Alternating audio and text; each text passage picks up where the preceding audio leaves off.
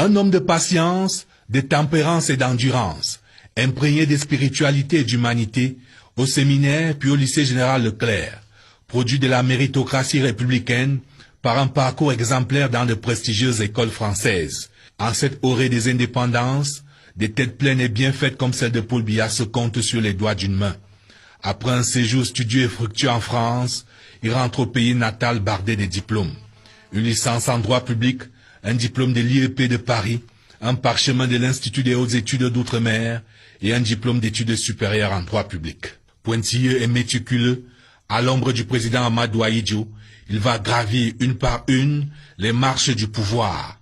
Chargé des missions à la présidence, secrétaire général du ministère de l'Éducation nationale, directeur du cabinet civil du président de la République, directeur du cabinet civil, cumulativement avec ses fonctions de secrétaire général de la présidence, ministre secrétaire général de la présidence, ministre d'État, secrétaire général de la présidence, premier ministre, jusqu'au sommet de la pyramide, président de la République.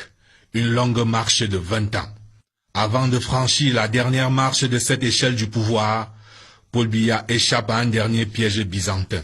Le 4 novembre 1982, alors que le président Amadou Ahidjo informe les barons du régime de sa décision de démissionner, quelques heures avant son message à la nation, des apparatiques du pouvoir, inconsolables et incrédules, demandent au successeur constitutionnel Paul Biya de conduire une délégation auprès du président Ahidjo pour qu'il revienne sur sa décision. Paul Biya, dans une incroyable maîtrise de soi, alors que le destin lui tend les bras, accepte de conduire cette improbable équipée où se côtoient Charles Assal et comme porte-parole Amadou Ayatou, Moussa Yaya, Saba Leko. Peine perdue, Ahidjo est inflexible. Plus rien n'entravera la marche de l'histoire jusqu'au samedi 6 novembre 1982. Paul Biya prête serment. Il a 49 ans, d'une élégance raffinée. Il porte beau. Il est l'homme du renouveau.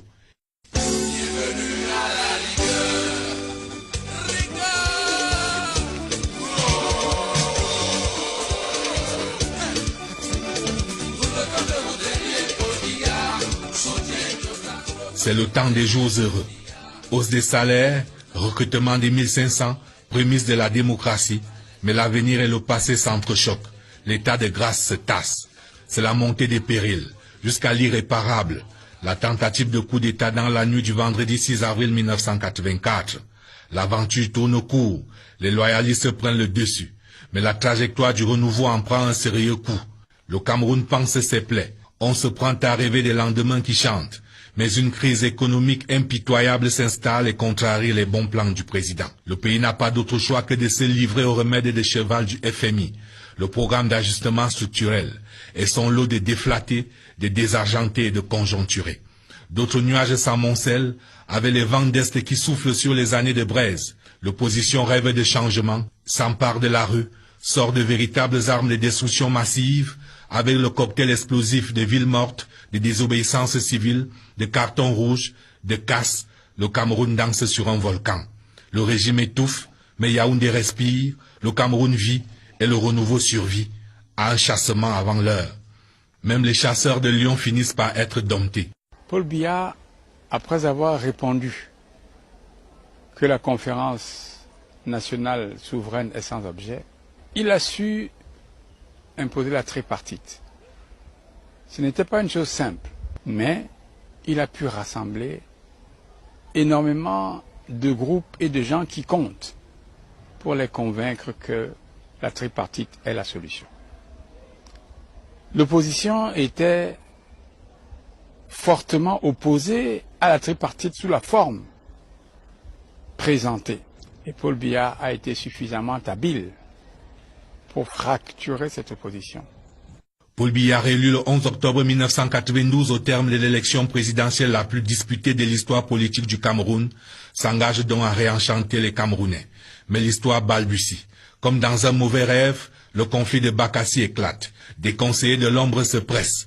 Paul Biya éconduit les va-t-en-guerre qui veulent une confrontation et ignore les caméléons qui lui proposent une négociation en tête-à-tête avec le Nigeria. Paul Biya préfère la force du droit au droit de la force, en portant l'affaire devant la Cour internationale de justice le 19 mars 1994. Paul Biya Héros de la résolution pacifique du conflit de Bakassia, le triomphe modeste, d'autres se chargent de lui rendre hommage. Cet événement, de par sa nature, de par le résultat que l'on obtient, mérite que l'ensemble de la communauté nationale le salue et que nous ne laissions pas aux autres exalter ce que nous-mêmes nous avons su produire grâce au chef de l'État, son Excellence Paul Biya, parce que je pense que j'ai eu une position privilégiée pour voir comment un homme d'État a su déployer sa sagesse, sa patience, sa ténacité et rester permanemment sur la brèche jusqu'à ce que le résultat escompté soit obtenu. Bakassi retrouvé, le président n'a pas de répit. Il doit livrer une autre bataille qui transforme les finances publiques en tonneau de Danaïde, la corruption. Paul Biya lui-même prêche pourtant par l'exemple. Il n'a rien oublié du commandement du séminaire. Garde la règle et la règle te gardera. De nombreux disciples ne suivent malheureusement pas le bon exemple du maître. Le peuple veut s'inviter au banquet des fruits de la croissance. Les émeutes de la faim éclatent du 25 au 29 février 2008. Il fait la part des choses. Il met en garde les apprentis sorciers qui veulent tirer les marrons du feu. Il tense son gouvernement d'une question cinglante. Qu'avons-nous fait pour répondre aux aspirations légitimes du peuple camerounais? Le président apporte une réponse. Ce sera le septennat des grandes réalisations après les grandes ambitions. Le Cameroun est transformé en un immense chantier. Port en eau profonde de Kribi, deuxième pont du Vouré, barrage de Lompangar, Arcelou, Garouaboulaye, Nande, Kenga, Undere, route Bamenda, Batibou, Manfé et Kok. Le pays se transforme à vue d'œil et semble lancer comme un train à grande vitesse vers son émergence. Et voilà que surviennent un, puis deux, puis trois chocs, coup sur coup. La guerre contre Boko Haram, la chute des cours du pétrole, la crise dans le nord-ouest et le sud-ouest. C'est dans ce contexte que Paul Biya est réélu triomphalement le 7 octobre 2018 face à une opposition en ordre dispersé, trop sûre d'elle-même et qui commet l'erreur de se méprendre sur un sphinx d'une dimension supérieure. Paul Biya est quelqu'un de bien formé sous plusieurs angles. Revenu en 1962 au Cameroun, après ses études et nommé chargé de mission à la présidence, il va s'écouler 2 décennies avant qu'il ne devienne chef de l'État. Et depuis qu'il est chef de l'État, il s'est écoulé 3 décennies. Donc en termes d'extraction politique, c'est-à-dire d'expérience politique, il me semble que sur le marché national, il n'y a pas mieux. Donc tout ceci peut expliquer le fait qu'il résiste aux épreuves parce qu'il les comprend, parce qu'il sait les gérer et parce qu'il sait se projeter. 36 ans après, Paul Biya vogue vers un septennat des grandes opportunités et dit qu'on ne vendait pas cher sa peau. Lorsque j'ai accédé au pouvoir en 82 à la présidence de la République... À ce moment-là, permettez-moi de faire une parenthèse, oui. On ne vous donnait pas 6 mois d'existence. Non. Hein? Non, même pas 3. Oui. La situation a été difficile. Devant ces situations extraordinairement difficiles, nous croyons que Dieu était avec Paul Biya. En prêtant serment ce mardi, Paul Biya, à 85 ans, est définitivement l'homme du 6 novembre. À jamais. Comment ne pas voir la main de Dieu derrière ce destin exceptionnel? Ite missa est.